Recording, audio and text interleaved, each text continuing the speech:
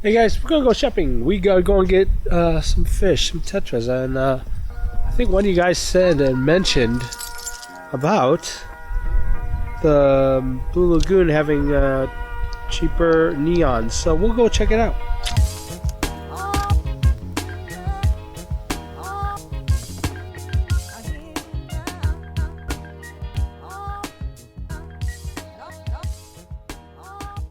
So I had to stop for a car wash. My car is messy and dirty, and you can't see me because I'm in the car. Look at this. Oh. I'm being attacked by an octopus. How's that for keeping it aquatic, right? Keeping it aquarium-wise. Don't you love car washes? It's just so damn serene. Ah! Sounds like a scratch on my car. That's what I hate about these things. Help! I'm being attacked! This is really dumb. Alright.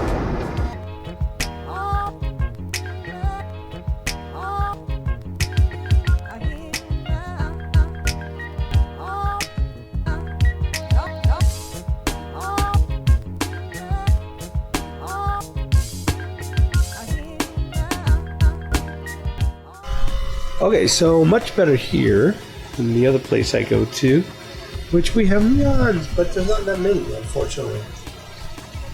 They're only $1.50.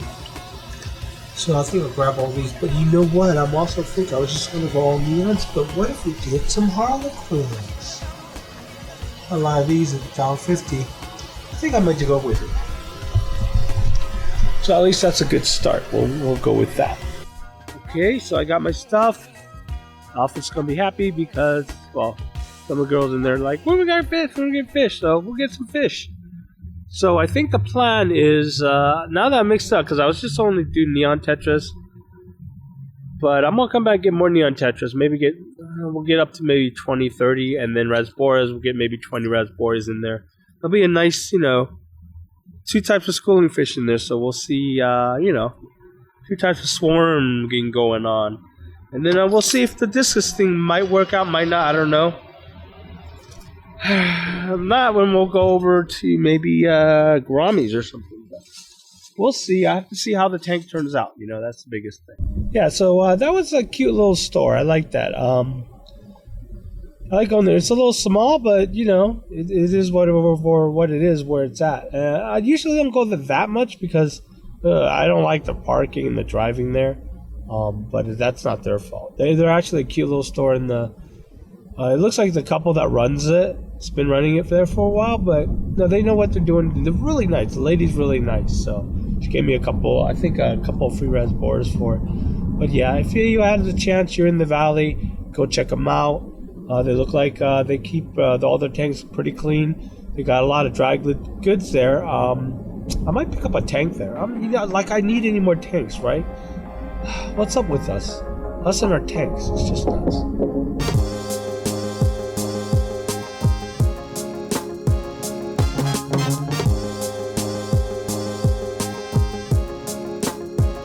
Okay, we're here at the office, and we'll go see what it is.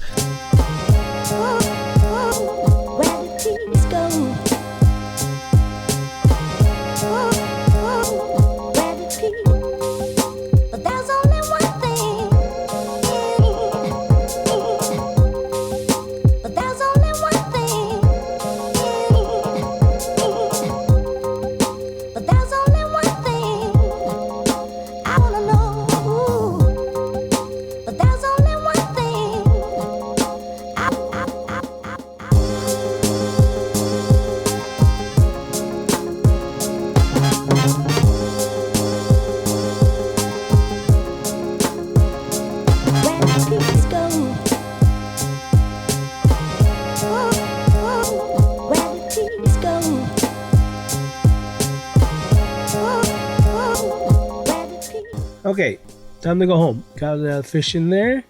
They look okay. They got acclimated. Yeah. Oh, they keep asking me why the water looks green and brown. And I keep forgetting that they're not used to seeing tannins because there's tannins in the tank. Because of the driftwood in the soil. but that goes away over time. But it's hard to tell them that and have them understand it because I'm used to seeing it, so I wasn't even sure when they asked me. They're like, "So why does the water look green?" I'm like, "Huh?" And I'm like, "Oh yeah, that's right." And they compared it to the guy next door's tank, which is, I think it was a 120-gallon tank. It was a big tank or a 100-gallon tank. And he's got big fish in there. Now, I'm not going to show you guys that tank because a lot of you guys are going to get up in arms because there's plecos like, I don't know, like a foot, a little over a foot.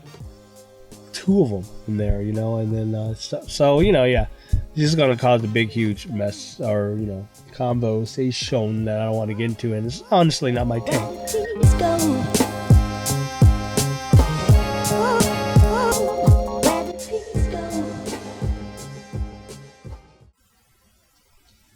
Okay, so it's been a while since I updated this tank. You guys just seen it behind me when I was doing other videos. So here's some. I need to do a water change on this and clean up this glass because it's filled with algae. Love it. Okay, I haven't scraped the glass in a while, so let's do that really quick and do a water change because I'm way behind. I can't wait to see what illusion you've come up with for us.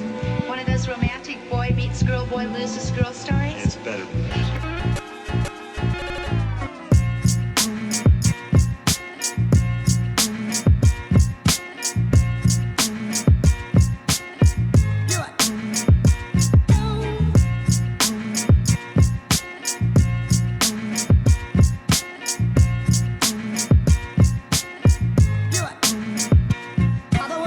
Okay, I was going to talk about this in the video, but you'll see here, the belly has grown. You see how much it's grown since the last time I stopped this tank.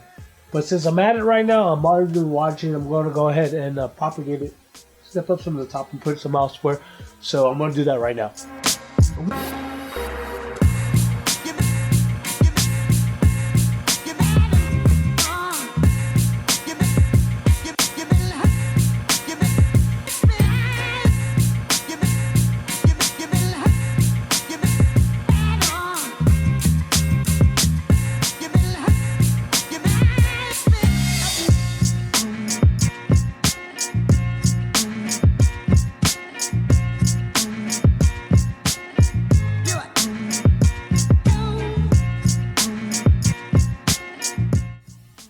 Okay, much better. All right, now I'm going to show you what happened now.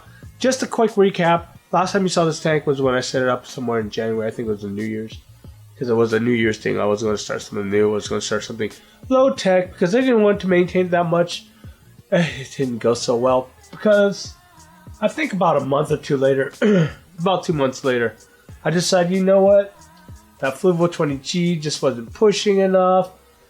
The low light I got, the beamswork light I got was just too low light. It was nice. It was growing. Things were growing. It was doing its thing. It just really slow. Now, of course, I got slow growing plants in here, but there's like the pearl weeds and the Wendetti, and the Lobidia, which can be pushed to grow a little bit more. And it looked too sparse for too long. So I went ahead and just put my pressurized CO2 system in here, and I have a regulator laying around, so I just went ahead and put it in here. Well, sometimes you just got it going, and you'll see some of the growth on some of these plants. And now here we go. Check it out. Okay, we'll just do a quick pan here of the tank. If you remember it correctly, we got those 2 Amazons in the left back there. One is bigger than the other, but the one back there, which you cannot see, is definitely growing pretty big. Now, Java ferns are growing pretty well. I wish it would grow in faster, but, it's Java ferns. What can you do? The dwarf sage is, of course, like always, growing everywhere, and it'll do its multiplying thing. If you remember in the beginning, those dwarf sage, there was only a few stems or a few bunches, and it just became all that. So no surprise there. As you saw, the lobelias was doing its thing. It was growing pretty tall. I went ahead and propagating them, snipped them, and then replanted in some other areas. What I'm trying to do here is just make this cave really more cave-like. And once these lobelias that I just replanted here grows in, it look pretty good. The pearlweed over here in this corner where I was planning to grow forest is doing its job. It's growing in. I mean, I wish it grew uniform, but, it's a plant. I mean, you can wish all you want. Doesn't mean you're going to get it. But there you go. Oh, and the SAEs love to just hang in there and just swim through it. So yeah, that's kind of like the SAE bed. And of course we got the Wendetti. I love this thing. This thing is growing really, really big. It's doing really well. I mean, growing pretty quick now that I put in the CO2 and put back in the highlighting. So yeah. And that thing back there, I still don't know what that is. You barely see it. It's doing the same thing it did in that Dutch tank that I had, which is just sit there and grow insanely slow no matter how much I give it. So you know how it is. That's how it happens with these plants. And that's it for this vlog. Hey, thanks for watching, and let me know if you have any comments about this tank or the office tank itself. And yeah, remember, hit that like button. I love you guys. Leave the comments down below and share this where you can. I will see you in the next video. Oh, and stay wet with your tanks. That's what I always end this up with. I don't know why I didn't end it up with, but whatever. I don't know. I'm just mumbling myself. I'm talking to a camera, you know?